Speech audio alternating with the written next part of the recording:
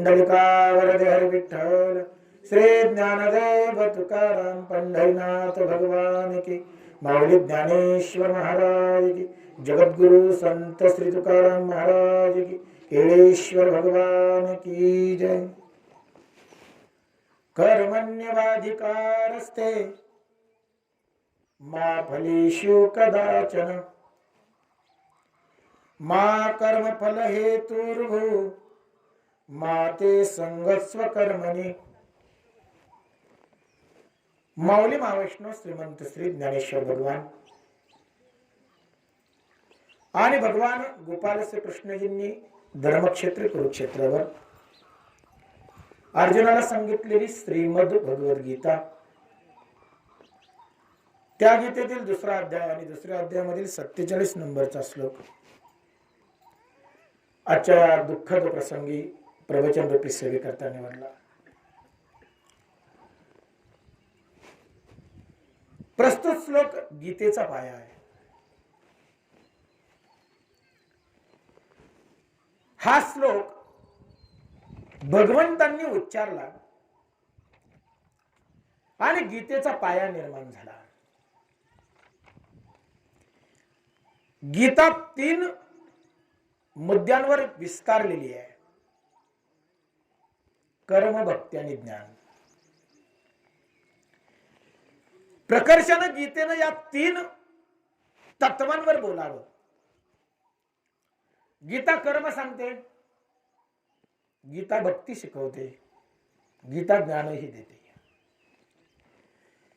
या तिन्ही तत्वांचा समावेश एकाच ग्रंथात झालाय, ती म्हणजे गीता। जगामध्ये अन्य कुठलाही असा ग्रंथ नाही की ज्यामध्ये कर्म, भक्ती आणि ज्ञान या तिन्ही तत्वांचं एकत्रीकरण आहे। एखादा ग्रंथ कर्म सांगेल, एखादा ग्रंथ भक्ती सांगेल, एखादा ग्रंथ ज्ञानावर आधारलेला असेल, पण तिन्ही तत्व एकाच ग्रंथामध्ये कुठे जर आढळतील तर ती गीता आहे। गीतेचा पूर्वार्ध कर्म आहे, गीतेचा मध्य भक्ती आणि गीतेचा उत्तरार्ध हा ज्ञानावर आधारलेला आहे।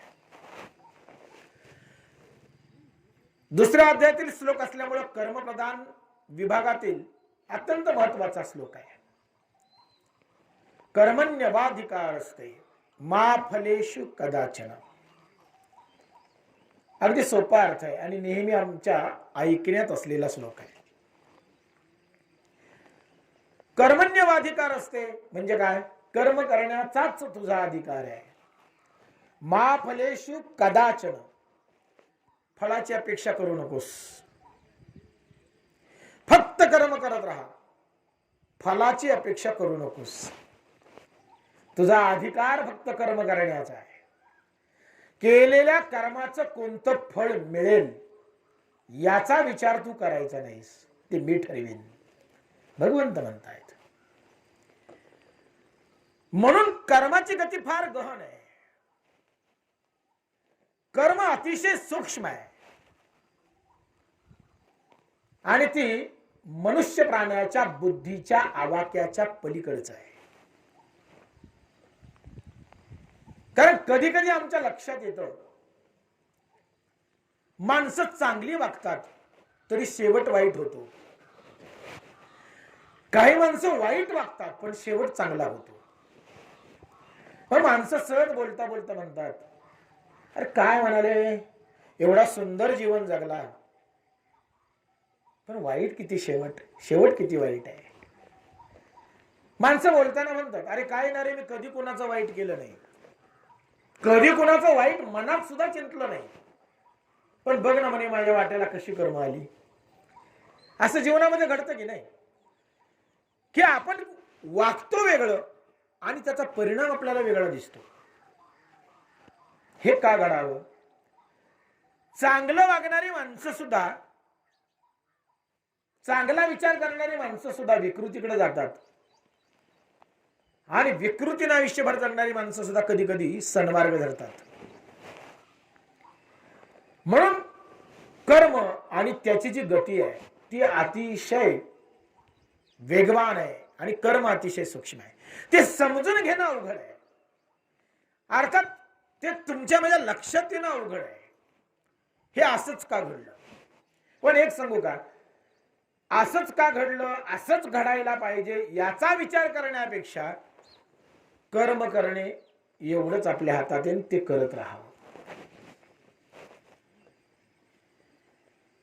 कारण तुमचं माझं जीवन हा कर्मांची गोळाबेरीज आहे. तुमचं माझं आयुष्य हे कर्मांची गोळाबेरीज आहे. मूल्यमापन तुमचं माझं कशावरून होतं? कर्मांवरूनच होतं ना. तो माणूस चांगला आहे कशावरून ठरवलं? कर्मावरून. त्याचं वागणं, त्याचं बोलणं, त्याचं आचरण, त्याच्यावरून ठरवतो ना आपण. हा नाही तो माणूस चांगला आहे बघा, नाही रे तो माणूस वाईट आहे. मग कशावरून ठरवलं? त्याच्या कृत्यांवरून, त्याच्या कर्मावरून. तुमच्या माझ्या जीवनाचा परिपाक म्हणजे तुमची माझी कर्म आहे.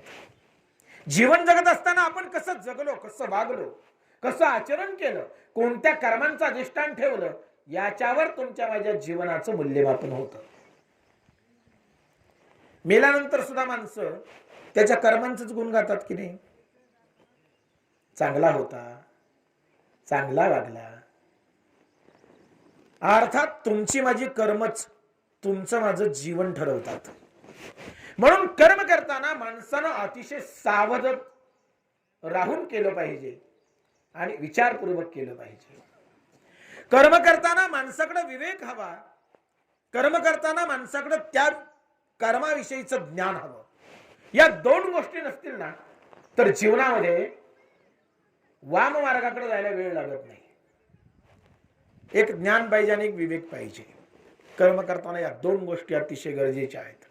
जे कर्म आम्हाला करायचंय त्याच्याविषयी ज्ञान पाहिजे आणि ते योग्य की अयोग्य हे ठरवण्यासाठी विवेक पाहिजे. खरंय ना?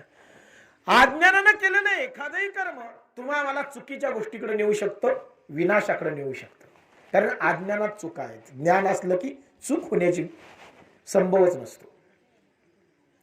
एखाद्या गोष्टीविषयी ज्ञान आहे, मग तिथं चूक होईल का? चुका का घडतात? अज्ञानानं घडतात. म्हणून कोणतीही गोष्ट करण्याच्या आधी, ती गोष्ट करण्याच्या पूर्वी त्या गोष्टीविषयीचं ज्ञान असणं आवश्यक आहे. अज्ञानानं कोणतीही गोष्ट करू नका. आणि दुसरी गोष्ट म्हणजे विवेक पाहिजे. विवेक म्हणजे काय? चांगलं वाईट, योग्य अयोग्य ही जाणण्याची जी बुद्धी आहे ना त्याला विवेक म्हणतात. बरं का?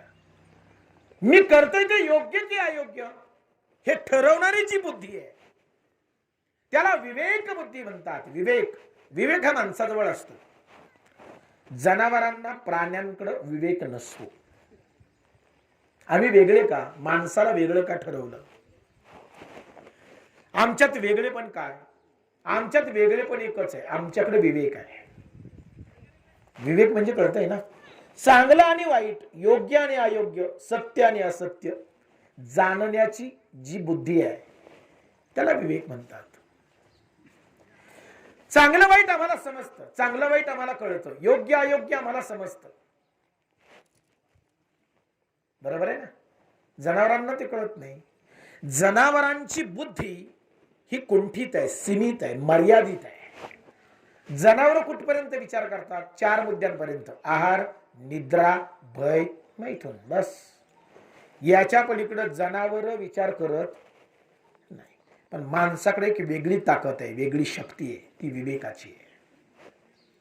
आमच्याकडे विवेक आहे, आम्हाला कळतं मी करतोय ते योग्य की अयोग्य हे आपल्याला समजतं. खरंय ना? मग वाईट गोष्ट असेल तर आपल्याला कळतं हे वाईट आहे. कळतं ना?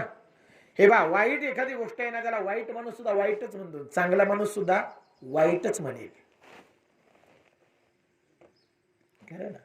जुगार खेळणं चांगलं की वाईट? अहो वाईटच आहे. वाईट माणूस असला ना तरी त्याला वाईटच म्हणेल आणि चांगलं तर वाईट म्हणतोच.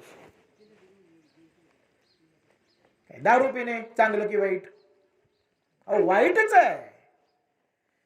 दारुड्या सुद्धा कधी कधी बोलून जातो वाईट आहे रे बाबा, लागली सवय आता काय. त्याला सुद्धा कळतं दारू पिणं वाईट आहे पण पितो. आहारी गेला, आहारी.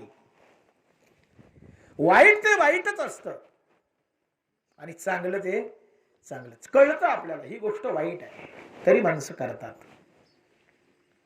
त्याचं कारण आहे आहारी गेला, वाहवत गेला, गुंतला. आणि म्हणून विवेक फार महत्वाचा आहे. कर्म का चुकली त्याचं कारण आहे अज्ञान आणि अविवेक.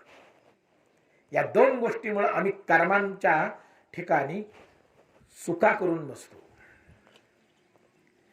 आणि म्हणून कर्म करताना, मी कर्म या मुद्द्यावर का बोलतोय, कर्म हेच आमचं जीवन आहे या मुद्द्याकडून पासून पुढे गेलोय. कर्म हेच आपलं मूल्यमापन आहे. कर्म हाच आपल्या जीवनाचा सार आहे.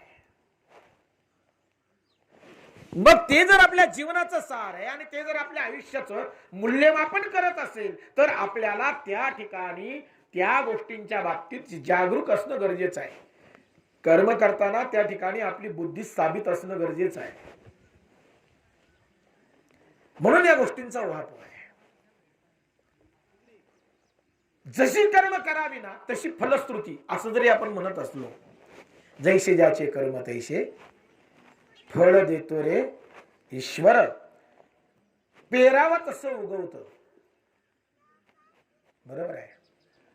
पेरावं तसं उगवतं आणि करावं तसं भरावं. अशा बऱ्याच म्हणी आपण ऐकल्या, बऱ्याच उक्ती आपण आजपर्यंत ऐकत आलो. पण खरंच तसं घडलंय का? बऱ्याचदा विचार केल्यानंतर आपल्या लक्षात येतं, ज्या चोखोबा रायांनी आयुष्यभर विठ्ठलाचं नामस्मरण करावं, ज्या चोखोबा रायांनी आयुष्यभर भगवंताचं चिंतन करावं, वारी करावी, परमार्थ करावा,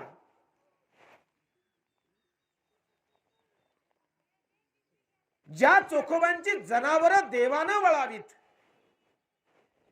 आणि चोखोबांनी निवांत एखाद्या मोठ्या दगडीवर बसून भजन करावं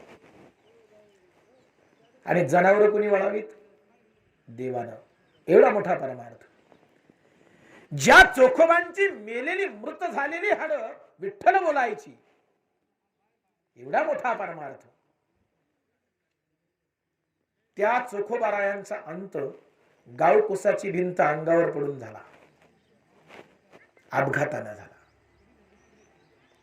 भिंतीखाली गाडले गेले. कितीतरी माणसं गाडली गेली, त्यात चोखोबा सुद्धा गाडले. चिखल झाला माणसाच्या मांसाचा चिखल. 10 ते 15 दिवस चोखोबा तिथंच आतमध्ये होते, भिंतीखाली गाडलेले, त्यांचं मृत शरीर. नंतर नामदेवरायांनी अस्थि संचयन करून घेतलं आणि त्यांची समाधी पंढरपूरला पांडुरंगाच्या मंदिराच्या समोर बांधली नामदेवरायांनी.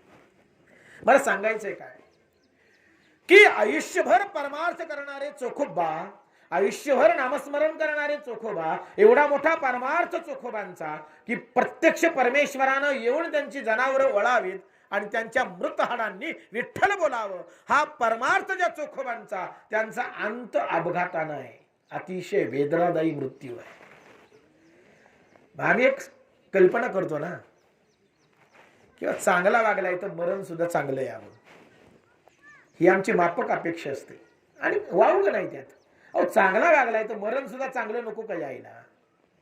वाईट वागतोय, त्याचा वाईटच मृत्यू झाला, त्याच्याबद्दल कोणाला काही वाटत नाही. जाऊ द्या म्हणाले, मेलं ते त्याच्या गतीनं कर्मानं मेलं म्हणतात की नाही माणसं. काय म्हणाले, काय जगत होता का तो? जाऊ द्या, मेलं तर मेलं, काय फरक नाही पडत. जमिनीचा भुईचा भार कमी झाला, माणसं बोलतात. पण माणसांना अपेक्षा आहे, वाईट वागला वाईट अंत झाला, काय हरकत नाही. पण चांगलं वागून जर वाईट घडत असेल तर प्रश्न पडतो ना, असं का घडलं? आमच्या डोळ्यासमोर सुद्धा उदाहरणं भरपूर आहेत समाजामध्ये. अहो, आयुष्यभर वारी करणारी माणसं, आयुष्यभर भजन करणारी माणसं, परमार्थ करणारी माणसं, पण त्यांच्या जीवनामध्ये सुद्धा अशी काही वादळ, अशी काही संकट येतात की ती माणसं सुद्धा म्हणतात, अरे एवढा परमार्थ करून उपयोग काय? जर माझ्या जीवनामध्ये असं घडत असेल तर परमार्थ करून उपयोग काय? असं घडतं. आणि काही माणसं आयुष्यभर वाईट वागतात, त्यांचं कधीच वाईट होताना दिसत नाही. आणि आज कलियुगात तेच चाललंय. विकृतीनं वागणाऱ्यांच्या मिरवणुका निघतात, खरं की नाही? आणि सन्मार्गाने जगणाऱ्यांना दगडी मारतात. विकृतीनं वागले त्यांच्या मिरवणुका, त्यांच्या गळ्यात फुलाचे हार.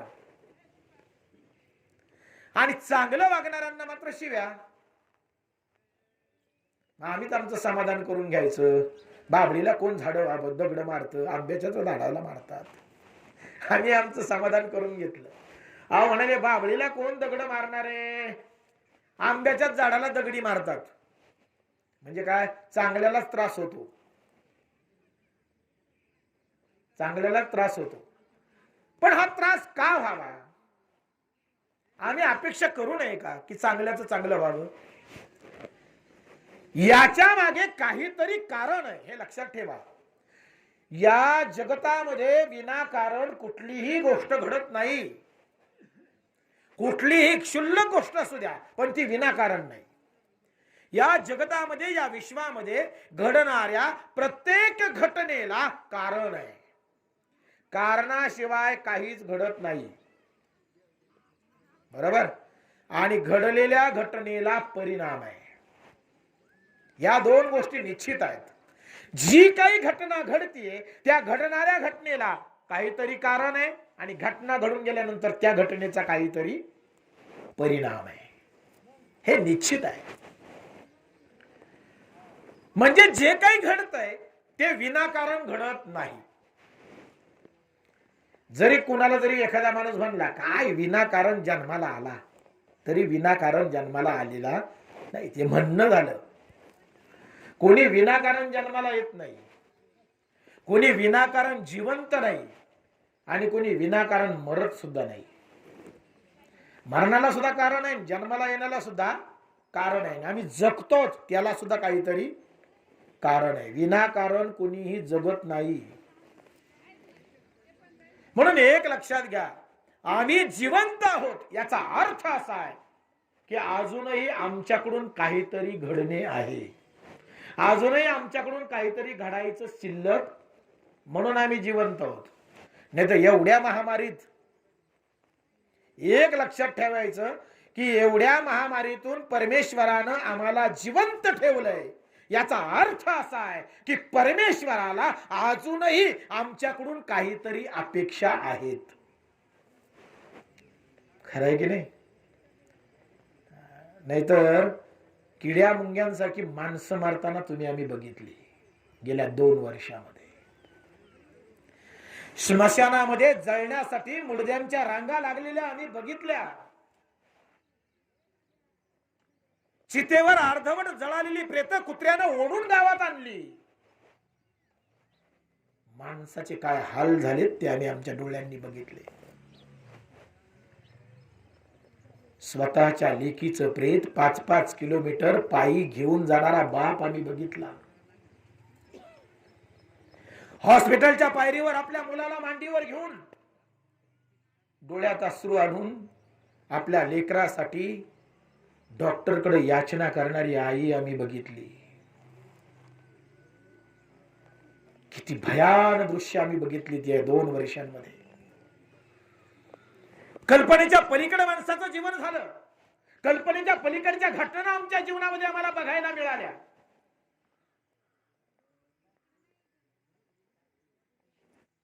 डोंगरासारखे तरुण आडवे झाले.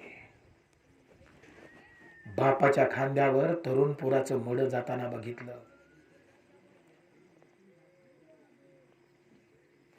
भयावह अवस्था आहे. अजूनही ती निवारण झालेली नाही.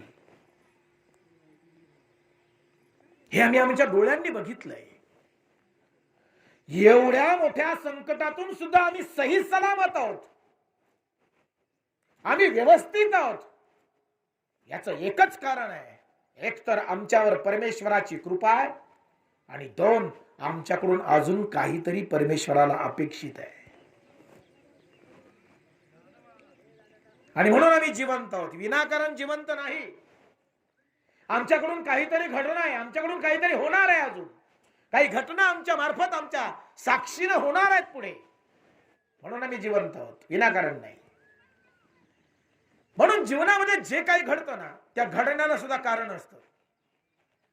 आपण म्हणतो असंच माझ्या बाबतीत का घडावं, सगळ्या जगाचं चांगलं माझ्याच बाबतीत का म्हणतात ना माणसं, ते विनाकारण नसतं. ज्या पितामह भीष्माचार्यांनी आयुष्यभर धर्माचं पालन करावं, पितामह भीष्माचार्य महाभारत. खरंय ना. आयुष्यभर धर्मानं वागला. तुम्ही म्हणाल दुर्योधनाच्या बाजूने उभे होते, पण तो सुद्धा त्यांचा धर्म होता. कारण वचन दिले, वचन मरेपर्यंत हस्तिनापूरचं रक्षण करेल. भीष्माचार्यांचं वचन आहे ना. त्या वचनाच्या पूर्तीसाठी भीष्माचार्यांना दुर्योधनाची बाजू घ्यावी लागली. भीष्माचार्यांना समजत नव्हतं असं नाही. ज्या भीष्माचार्यांच्या समोर भगवान श्रीकृष्ण नतमस्तक व्हायचे, सर्वसामान्य नव्हते भीष्माचार्य, गंगापुत्र आहेत. त्या गंगापुत्र भीष्माचार्यांच्या समोर प्रत्यक्ष भगवंत नतमस्तक व्हायचे.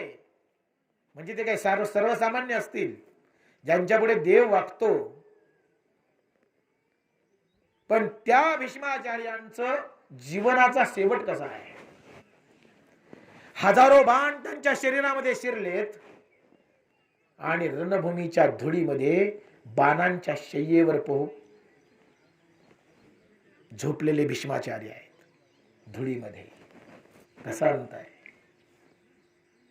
एवढा वेदनादायी मृत्यू मला वाटतं महाभारतात दुसरा कोणाचाच झाला नाही जो भीष्माचार्यांच्या वाट्याला आला. कुणाचाच नाही. 6 महिने भीष्माचार्य शरपंजरी पडले. 6 महिने बाणांच्या शय्येवर, शरीरामध्ये बाण शिरलेत, हजारो बाण. चाळण झाली शरीराची.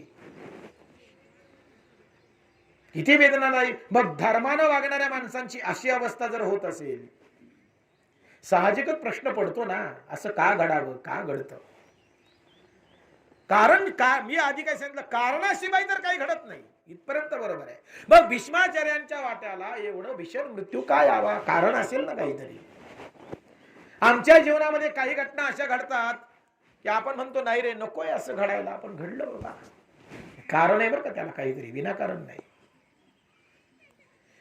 मग ही कारण कुठं शोधायची, का घडलं याचं उत्तर कसं मिळायचं. कर्माचे 3 भाग आहेत. प्रारब्ध, क्रियामान आणि संचित. इथून या गोष्टी येतात.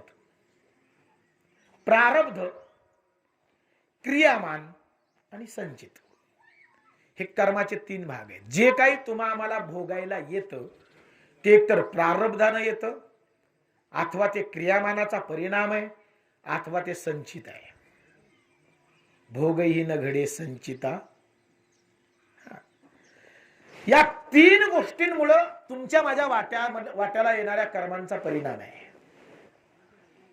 म्हणून आता आमच्या बाबतीत असं का घडलं याचं उत्तर याच जन्मात असेल असं नाही. ते प्रारब्धात सुद्धा असू शकतं.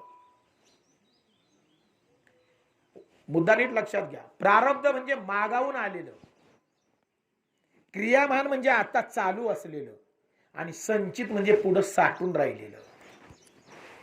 बरोबर का.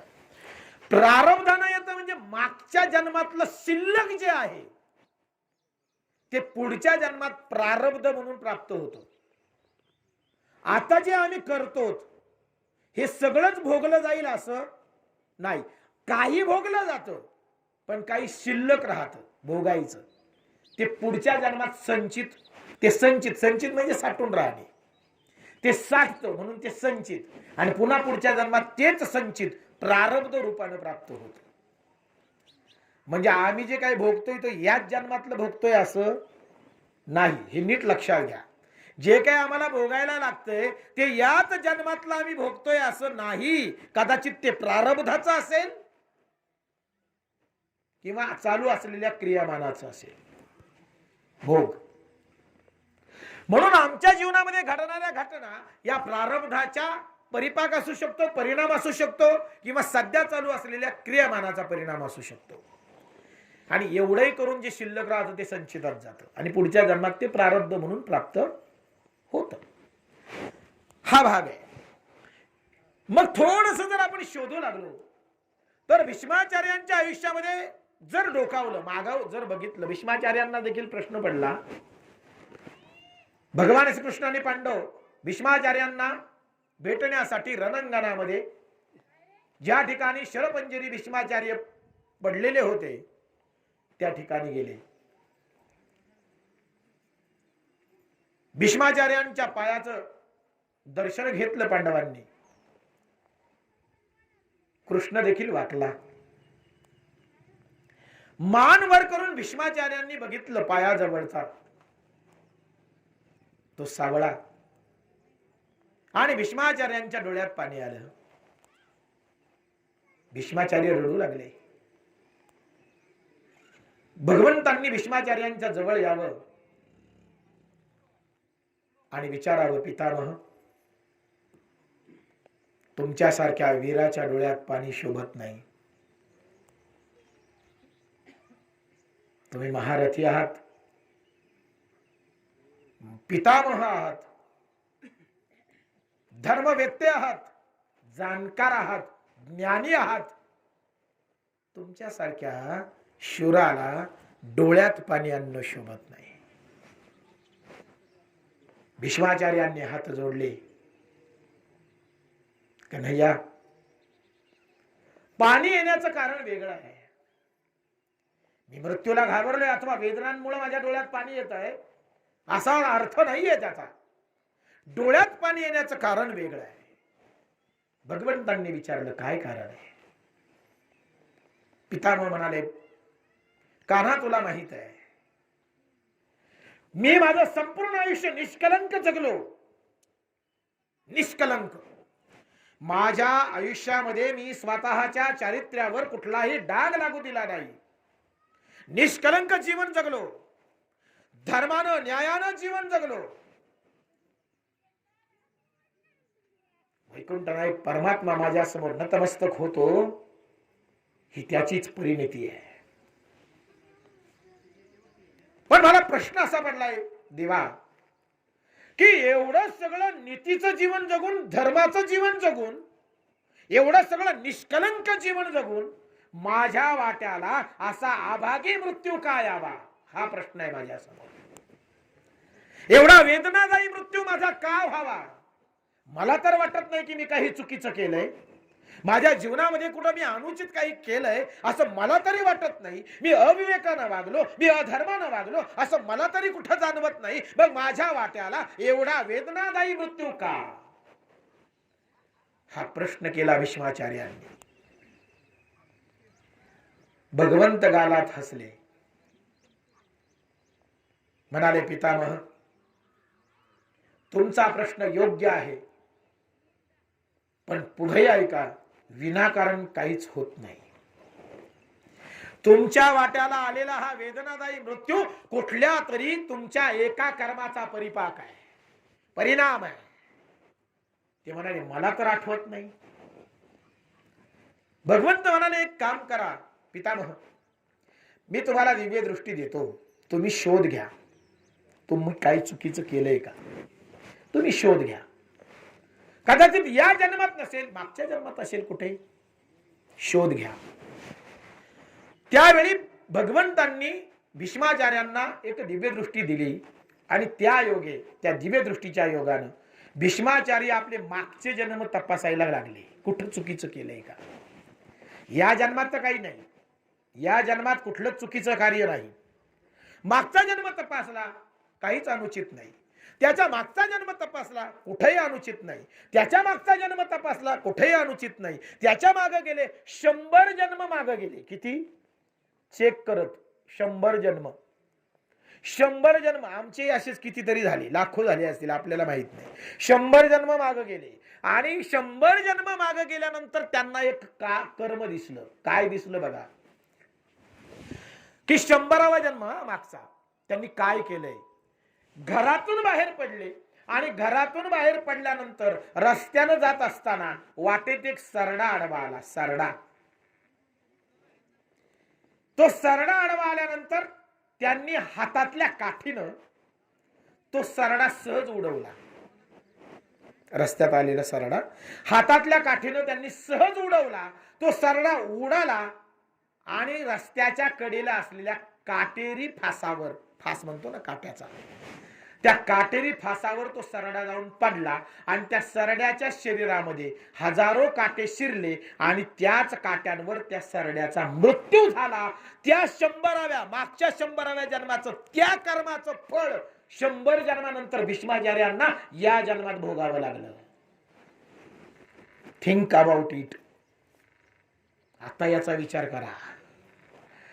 100 जन्म मागे केलेलं कर्म 100 जन्मानंतर सुद्धा त्याचा परिणाम भोगावाच लागतो. मग ते भीष्माचार्य असले तरी. किती किरकोळ काम आहे. आपण सहज चालताना मुंग्या मारतो, मुंगळाही मारतो, काय काय करतो. ठीक आहे, आपल्याला वाटतं काय नाही, किरकोळ बाब आहे. नाही नाही नाही, परिणामांना सामोरं जावं लागेल. नाही या जन्मात तर पुढच्या, पण कधीतरी भोगावच. केले कर्म भोगावेच लागेल. हे उत्तर भीष्माचार्यांना त्यांनी स्वतः बघितलं. मग भीष्माचार्यांच्या लक्षात आलं. त्यांनी डोळ्यातलं पाणी पुसलं आणि भगवंताला म्हणाले, देवा परिणाम मला मान्य आहे. हा जो परिणाम आहे ना, हा मला मान्य आहे, कारण मी कर्मच तसं केलंय. म्हणून एक लक्षात घ्या, तुमच्या माझ्या जीवनामध्ये काही अनुचित घडलं तर ते विनाकारण घडत नसतं, कारण आहे. आणि म्हणून हे या गोष्टी शोधणं गरजेचं आहे, पण ते आपल्या लक्षात येणं शक्य नाही. म्हणून मी म्हटलं की कर्माची गती ही इतकी सूक्ष्म आहे की ती मानवी बुद्धीच्या आकलनाच्या पलीकडे आहे. हे का घडलं एवढाच आपण फक्त प्रश्न करू शकतो, पण त्याचं उत्तर शोधणं आपल्या बुद्धीच्या पलीकडे आहे. हे का घडलं एवढाच प्रश्न फक्त करायचा. पण एक निश्चित जाणीव ठेवायची की घडलंय ते विनाकारण घडलं नाही. मी कुठंतरी काहीतरी असं अनुचित केलं असेल म्हणून माझ्या वाट्याला हे असं फळ आलं. ठीक आहे. आणि म्हणून कर्म केल्यावर चांगलंच घडेल असंही काही समजायचं कारण नाही. त्या आपल्या हातातल्या गोष्टी नाही. म्हणून भगवंत काय सांगतायत की अर्जुना तू फक्त कर्म कर. बर का, तू फक्त कर्म कर, बाकीचा विचार करू नकोस की या केलेल्या कर्माचं मला फळ कोणतं प्राप्त होईल, याचा परिणाम काय होईल, हा विचार करू नकोस. फक्त कर्म करत राहा, जीवन जगत राहा, बस. बाकीचा विचार करू नकोस. मग कर्म करत राहा, पण ते कसं करावं हेही मगाशी मी सांगितलं. 2 गोष्टी फार महत्वाच्या, ज्ञान आणि विवेक. कर्माच्या ठिकाणी या 2 गोष्टी नसतील ना तर तुमची कर्म विकृती ठरेल. बरं का, म्हणून विवेकही पाहिजे आणि ज्ञानही पाहिजे. या 2 गोष्टी असतील तर कर्म तुम्हा आम्हाला दुष्परिणामांपासून वाचवू शकतं. पण दुष्परिणाम का घडतात तर आमचा विवेक आणि आमचं ज्ञान आम्ही गमावतो. दुसरी एक महत्वाची गोष्ट, कर्म आम्हाला केव्हा बांधतं, जेव्हा कर्माच्या ठिकाणी करता मी आहे हे जेव्हा आपण समजतो ना, तेव्हा त्याचा परिणामही आपल्यालाच भोगावा लागतो. म्हणून भगवंत म्हणतात, अर्जुना तू जरी म्हणत असलास की भीष्माचार्यांवर कसा बाण चालू, कृपाचार्यांवर कसा बाण चालू, द्रोणाचार्यांना मी कसं मारू, दुर्योधन दुःशासनाला मी कसं मारू, ते माझ्या रक्ताची माझ्या नात्यातली माणसं आहेत.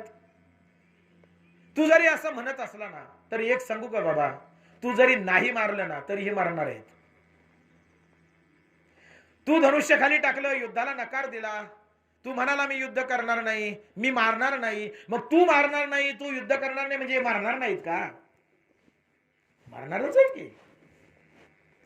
तुला फक्त बाण चालवण्याचं निमित्त आहे, बस. तू साक्षी भावानं राहा, तू निमित्त राहा. आणि एकच लक्षात ठेवा, तुम्ही आम्ही सुद्धा करते नाहीत.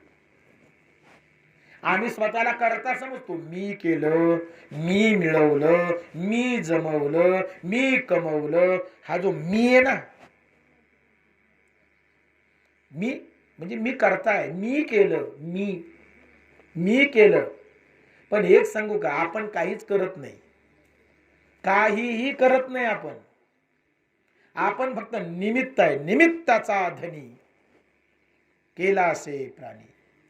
आम्ही निमित्त आहे, निमित्त. घडणाऱ्या घटनांना आम्ही निमित्त आहोत. आम्ही जरी नसलो तरी घटना घडणारच आहेत. आमच्या असण्यानं आणि आमच्या नसण्यानं काहीच फरक पडणार, हे लक्षात ठेवा. बऱ्याच जणांना वाटतं मी गेल्यावर माझ्या मागच्यांचं काय, काही विचार करू नको. आजपर्यंत कुणीच कुणासाठी थांबलेलं नाही, हे आपण पाहिलंय. माणसं चर्चा करतात, म्हणाले अहो कुटुंब उघड्यावर पडलं, काही फरक पडला नाही. 10 दिवस रडलं, ते आपापल्या मार्गाने पुन्हा जीवन जगायला सुरुवात. कोणा अजून काही थांबत नाही हो महाराज. आमचा भ्रम आहे, आमची समजूत आहे. मी गेलो तर बायकोचं कसं, मी गेलो तर पोरांचं कसं. इथून मागे समाजामध्ये कितीतरी घटना घडल्यात की काय, जगतातच ना, मुलंही जगतात, बायकोही जगते. म्हणून आपल्या असण्यानं आपल्या नसण्यानं कोणालाच काही फरक पडत नाही. जगताला काहीही फरक पडत नाही, लक्षात ठेवा. आपण असलो तरी फरक नाही पडत आणि आपण नसलो तरी काही फरक नाही पडत. त्याची गती त्याच्या गतीनं ते चाललेलंच आहे. म्हणून घडणाऱ्या घटना घडणारच आहे, हे लक्षात ठेवा, आपण असो अथवा नसो. म्हणून अर्जुना, तू जरी म्हणाला मी युद्ध करणार नाही, मी यांना मारणार नाही, तरी देखील तू जरी नकार दिला यांना मारण्याला, तरी हे मारणारच आहे. तुझ्या म्हणण्यानं तुझ्या मारण्यानं थोडीच मारतायत. हे आधीच मेलेत. द्रोणाचार्य आधीच मेलेत, भीष्माचार्य आधीच मेलेत, कर्ण आधीच मेलाय, दुर्योधन दुःशासन संपलेत. तू त्या घटनेला त्यावेळी फक्त बाण चालवण्यासाठी साक्षी राहा, बाकी काही नाही. घडणाऱ्या घटना घडणारच आहेत. आम्ही थांबवू शकतो का, आम्ही रोखू शकतो का, नाही रोखू शकत. त्या आमच्या हातातल्या गोष्टी नाहीत. पण आम्ही स्वतःला बांधतो. हे मी केलं की परिणाम तुमच्याकडेच येणार. जेव्हा मी बाजूला केला ना, कर्ता बाजूला झाला की परिणाम आपल्याला. म्हणून भगवंत 4थ्या अध्यायामध्ये ज्ञान योगामध्ये कर्मसन्यास सांगताना भगवंत म्हणतायत, कर्मसन्यास सांगताना भगवंत म्हणतायत, कर्माच्या आधी आणि कर्माच्या शेवटी तू मला लाव, कर्मापासून मुक्त होशील. पण जेव्हा तू स्वतःला लावशील तेव्हा तू बांधला जाशील. मी करतोय असं म्हणून जेव्हा करशील आणि मी केलं असं जेव्हा तू म्हणशील तेव्हा कर्म तुला बांधणार. पण जे घडतंय ते परमेश्वराच्या सत्तेनं घडतंय आणि घडलं ते सुद्धा माझ्या परमेश्वरामुळे घडलं. सोपून द्या, श्रीकृष्णार्पणमस्तु. मग जबाबदारी त्याची आहे. मग जबाबदारी तुम्ही त्याच्यावर सोपवला, जबाबदारी त्याची. तुम्ही स्वतःवर घेतलं की जबाबदारी तुमची. म्हणून जन्माला आल्यापासून आपण मी म्हणत आलो. बरं, आपल्या मालकीचं काय, आपल्या मालकीचं काय, जमीन, घर, पैसा. जन्माला रिकाम्या हाताने आलो, कुठलीच मालकी घेऊन आलो नाही. घर इथंच होतं, जमिनी इथंच आहेत, इथूनच घेतलं, इथंच सोडून जायचं आहे. आपल्या मालकीचं काय, आपण काय निर्माण केलं, काहीच निर्माण केलं नाही. घर निर्माण केलं पण दगड कुठून आणले, इथूनच घेतले ना, माती इथूनच घेतली ना, पाणी इथंच होतं ना. तुम्ही निर्माण, स्वतःची निर्मिती काय, आपण निर्माण करते नाहीत, आपण करते नाही आहोत, हे लक्षात ठेवा. म्हणून आपल्या मालकीचं काहीच नाहीये, काहीच आपल्या मालकीचं नाही. मालक लय बदलले. ज्या जमिनीला आता आपण स्वतःचा मालक, स्वतःला मालक समजतो ना, ज्या जमिनीचा, त्या जमिनीला आधी मालक होता, त्याच्या कोणी विकत घेतली म्हणून आपण मालक झालो. आपण गेल्यावर पुन्हा मालक बदलणार आहे. मालक बदलतात, हे लक्षात ठेवा. एसटीतले प्रवासी बदलतात, एसटी हा तीच आहे. म्हणून एसटीच्या सीटवर बसलेल्या प्रवाशाने म्हणायचं नाही ही 20 लाखाची माझ्या मालकीची ना. त्यानं एकच जाणीव ठेवायची, आपलं स्टेशन आलो आपल्याला उतरायचे, ही आपल्या मालकीची नाही. तैसे असावे संसारी जोवरी प्राचीनाची दोरी. है ना, वस्ती करा वस्ती आला, प्रातःकाळी उठून गेला, तैसे असावे संसारी.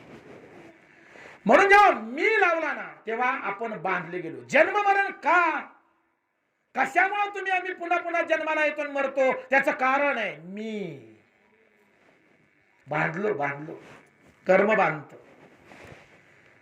सेवाग्राम एक्सप्रेस मध्ये एक बाबा बसले नाशिकला. शेवटचा दृष्टांत देतो, विधी उरकत आलाय. सेवाग्राम एक्सप्रेस मध्ये एक 65 ते 70 वयाचे बाबा, छान दृष्टांत आहे, ऐका जरा, आवडेल तुम्हाला.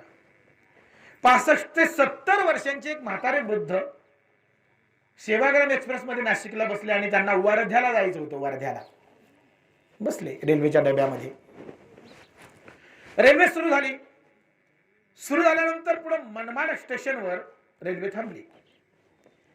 थांबल्यानंतर बाबा ज्या डब्यामध्ये बसले होते त्या डब्यामध्ये 20-25 कॉलेजचे तरुण पोरं, एक भली मोठी ट्रंक मोठी पत्र्याची पेटी असते ना, मोठी अशी ट्रंक घेऊन त्या बाबा बसले होते त्या डब्यामध्ये आली. ती मुलं 20-25 पोरं होती, तरुण पोरं भली मोठी पेटी घेऊन आले. बाबांनी बघितलं, बाबा सीटवर बसलेत, मुलं त्या डब्यामध्ये उभी आहेत, पेटीमध्ये ठेवलेली आहे, शांत आहेत सगळे. रेल्वे सुरू झाली.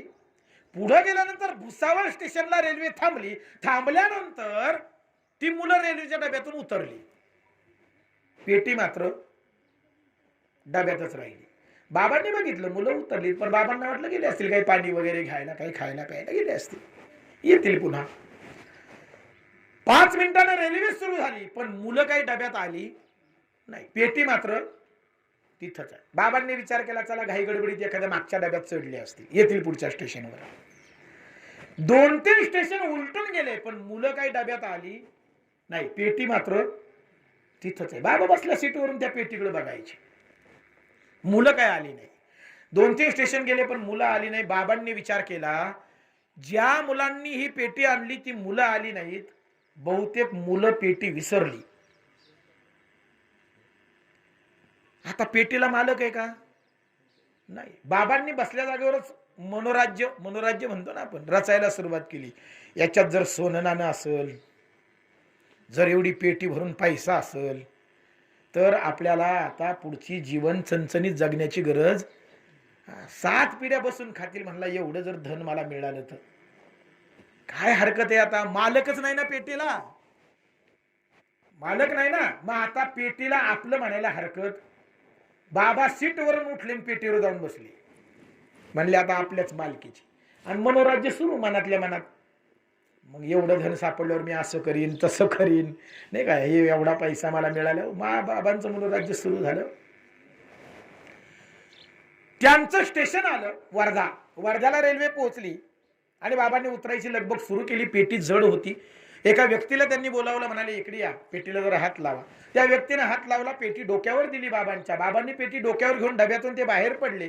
15-20 पावलं चालून गेल्यानंतर एका हवालदारानं बाबांना हटकलं. हवालदारानं, बाबा थांबा. डोक्यावर काय? म्हणाले पेटी आहे. कोणाची आहे? म्हणाले माझ्या डोक्यावर. म्हटलं माझीच आहे. बघा बरं का, पेटी माझ्या डोक्यावर म्हटल्यावरती माझीच आहे. नक्की तुमची? म्हणाले हो. उतरवा खाली. म्हणाले का? झडती घ्यायची. म्हणाले तुमची पेटी चेक करायची. म्हणाले कशाला चेक करता, म्हातारा माणूस आहे. काय असणार रे म्हाताऱ्या माणसाच्या पेटीत? कपडा लागता, 2-3 भांडे बिंडे असं काय आहे? म्हणाले नाही म्हणाले ते काही असो, पण ते खाली उतरावं. म्हणाले आम्हाला पाहू द्या तपासून. आपण कशाला तपासताय साहेब, झाले काय? काय नाही म्हणाले, मागे मनमाड स्टेशनवर एक खून झालाय म्हणले, आणि ते प्रेत या रेल्वेने येतं. आम्हाला पूर्वसूचना आहे, आम्ही प्रत्येक माणसाची झडती घेतोय, तुमची घ्यायची. म्हणाले बा साहेब मी कशाला खून करू, म्हातारं वय झालं माझं, आता खून मी कशाला खून करू? आम्ही कुठं म्हणतोय तुम्ही खून केलाय बाबा, पण झडती घेणं आमचं काम आहे की नाही, तपासणं आमचं काम आहे की नाही. तुम्ही पेटी खाली घ्या, आम्हाला चेक करू द्या. आम्ही कुठं म्हणतोय तुम्ही खून केलाय, पण आमचं काम आम्हाला करू द्या. बाबा म्हणल्यावर साहेब नका त्रास देऊ, कशाला. नाही म्हणे उतरावा. शेवटी हवालदारांना हात लावला, पेटी खाली उतरून घेतली. म्हणाले बाबा पेटीला कुलूप आहे, चावी द्या. पेटीला कुलूप आहे ना, चावी द्या. आता पेटी जर बाबांचीच नाही तर चावी कुठून असेल? म्हणजे बाबाने उगा खिशे चाचपण्याचं नाटक केलं. आणि बाबा म्हणले साहेब चावी घरीच विसरलो असं वाटतंय. बरं म्हणाले काय हरकत नाही, आपण कुलूप तोडू. म्हणाले साहेब कशाला कुलूप तोडता, कशाला म्हाताऱ्या माणसाला त्रास देता. मी सांगतो ना माझ्यावर विश्वास ठेवा, कपडा लागता आहे, दुसरं काही नाही म्हणाले. म्हणाले आम्ही कुठं म्हणतोय काय आहे त्याच्यात, पण बघू द्या तर खरं. आमचं पोलीस खातं आहे, कुलूप तुटो पण संशय मिटो. खरं कुलूप तुटलं तर तुटू द्या, तुम्हाला दुसरं कुलूप घेऊन देतो बाबा, काळजी कशाला करताय, पण पाहू द्या तर खरं, तपासू द्या. म्हणाले तपासा मग का आता काय. हवालदार गेले, एक मोठा दगड आणला, 2-3 घाव त्या कुलपावर घातले, कुलूप तोडलं, पेटी उघडली. पेटी उघडल्यानंतर हवालदाराचे डोळेच मोठे झाले आणि त्या पेटीतलं ते दृश्य बघून बाबांना तर घामच फुटला. कारण पेटीमध्ये प्रेताचे तुकडे होते, तोडून तोडून प्रेत भरलं होतं त्या पेटीत. हवालदारानं डोळे मोठे करून बाबांकडे बघितलं आणि विचारलं, बाबा पेटी कुणाची आहे? आता बाबा म्हणेल का माझी?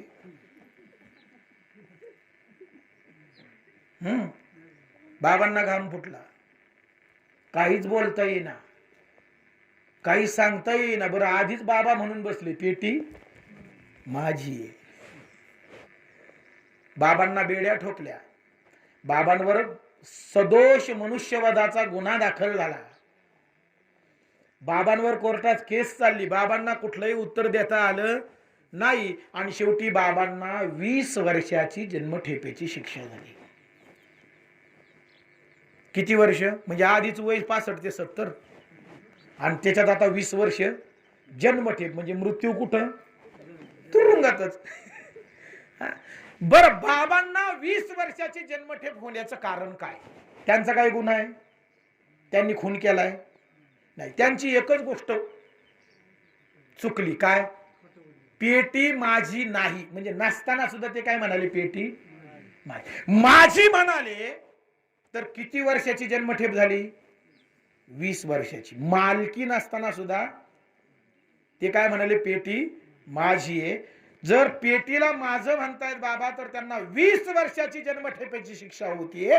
जन्माला आल्यापासून आपल्या मालकीचं काहीच नसताना मरेपर्यंत आपण सगळ्याच गोष्टींना माझं माझं म्हणून जगतो. तर आपल्याला किती जन्मांची जन्मठेप व्हावी? जरा विचार करा. फक्त पेटी माझी म्हणताय तर 20 वर्षाची जन्मठेप होतीये. आपल्या मालकीचं काहीच नसताना जन्माला आल्यापासून मरेपर्यंत आपण माझं माझं म्हणूनच जगतो. किती जन्मांची जन्मठेप व्हावी?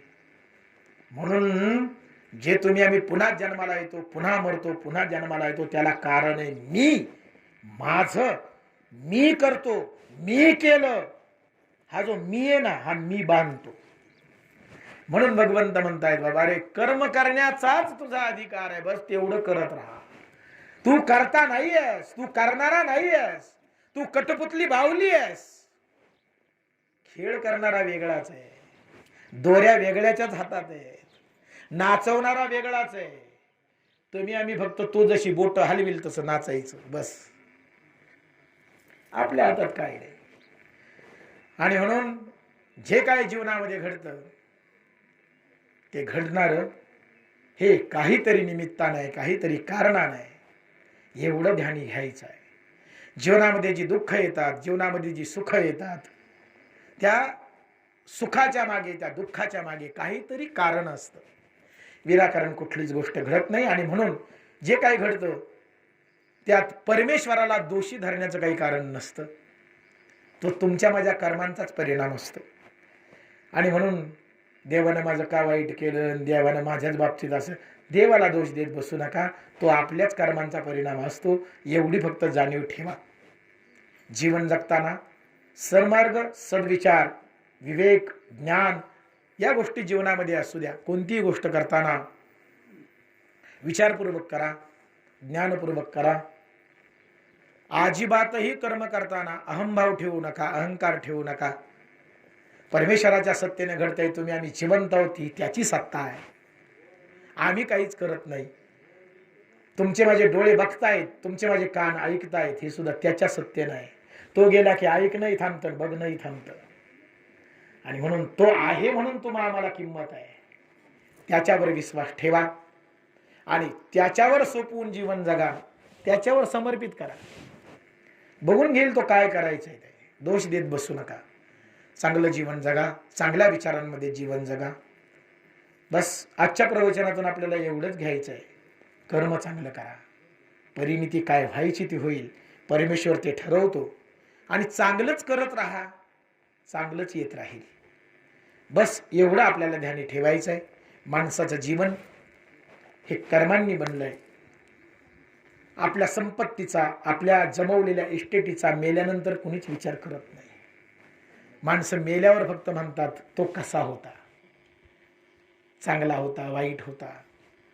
आणि म्हणून आपल्यावर वाईटपणाचा शिक्का लागायला नको. जीवन चांगलं असावं या पद्धतीने आपण जीवन जगलं पाहिजे. असो, आज ज्या